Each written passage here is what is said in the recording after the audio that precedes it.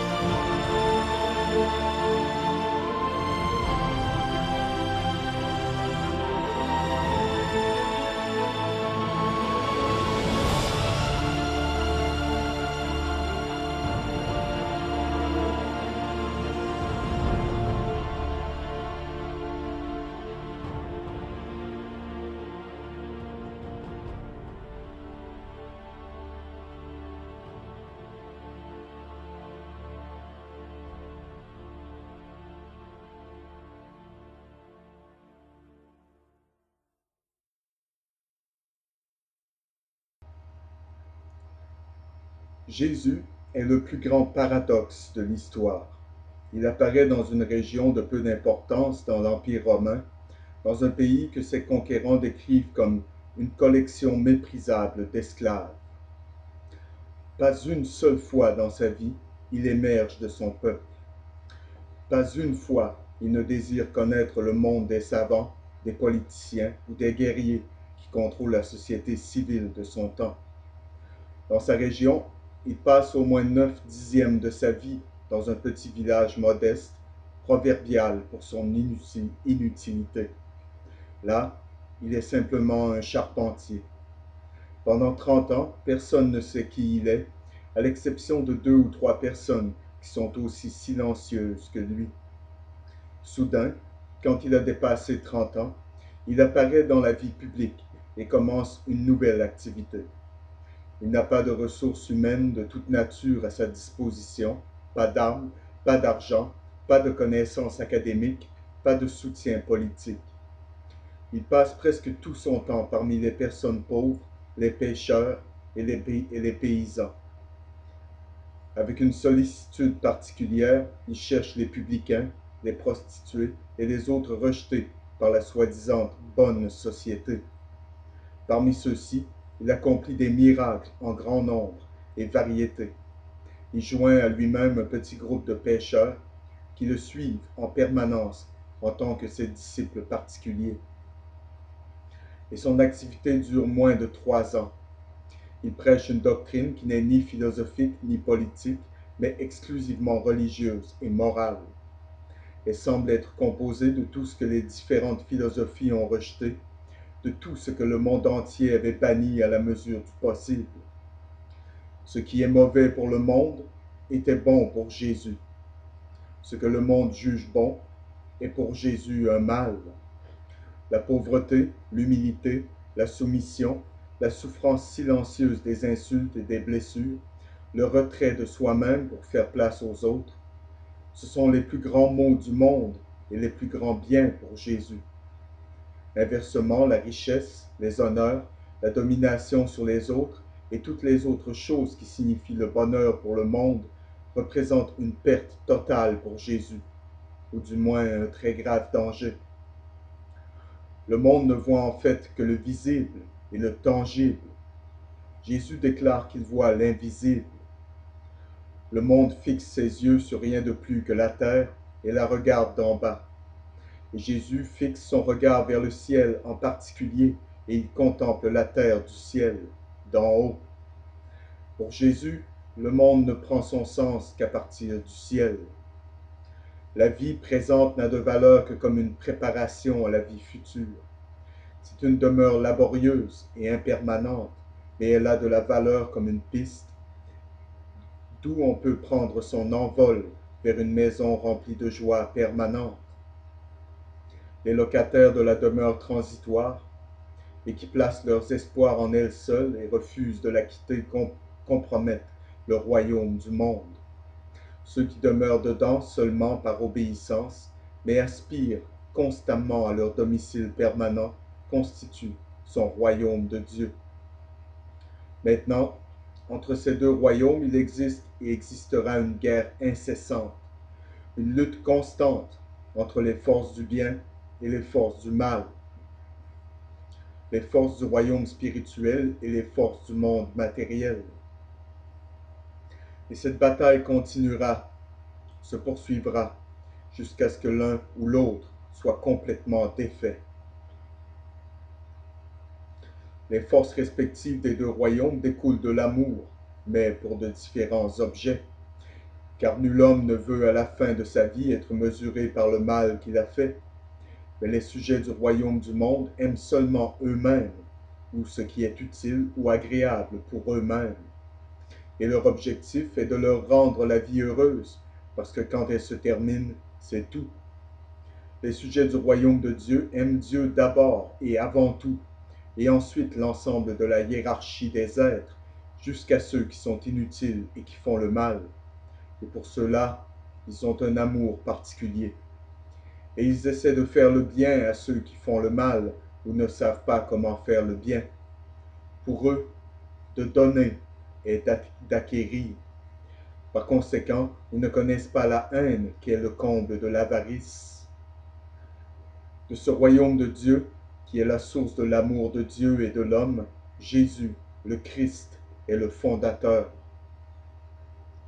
Vous voyez, le royaume de Dieu est le royaume qui a été annoncé par les anciens prophètes d'Israël, qui ont également prédit que son fondateur était le Messie qui a été promis au peuple élu.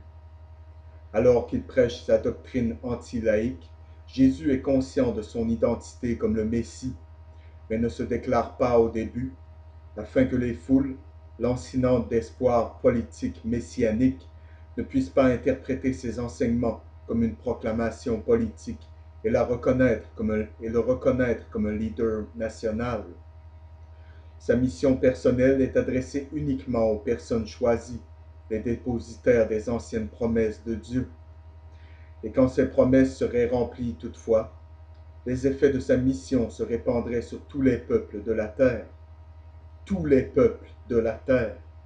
Et à cette fin, il institue une société permanente, l'Église, dont il dit qu'elle existe partout où deux ou plus de ses fidèles se rencontrent en son nom. Mais la majorité du peuple élu n'accepte pas ces sermons et ceux qui sont les plus hostiles à son égard sont précisément les dirigeants de ce peuple, le grand prêtre du temple et les pharisiens de la synagogue. Et ces dirigeants sont convaincus de son pouvoir surnaturel, et ils ne seraient pas en désaccord avec lui sur de nombreux points de sa doctrine, mais ils ne lui pardonnent pas sa dénonciation franche de l'hypocrisie des classes dirigeantes, ainsi que sa condamnation implacable du formalisme vide qui assèche leur vie religieuse. Il leur ordonnait d'obéir à la loi. Après l'avoir toléré à contre-cœur pendant un certain temps, ils l'arrêtent par trahison, le condamnent au tribunal de leur pays sur des charges religieuses et le condamnent une deuxième fois dans le tribunal du représentant de Rome pour des motifs politiques. C'est dans le meilleur intérêt de Rome. Jésus meurt sur la croix. Après 3 jours, ceux qui l'ont condamné sont convaincus qu'il est ressuscité. Ses disciples, d'abord sceptiques, donnent plus tard le témoignage de leur sens, parce qu'ils le voient et le touchent à plusieurs reprises avec leurs mains et parlent avec lui, tout comme il le faisait avant sa mort. Il est mort sur la croix, a été scellé dans la tombe, se leva et revint après 3 jours en chair,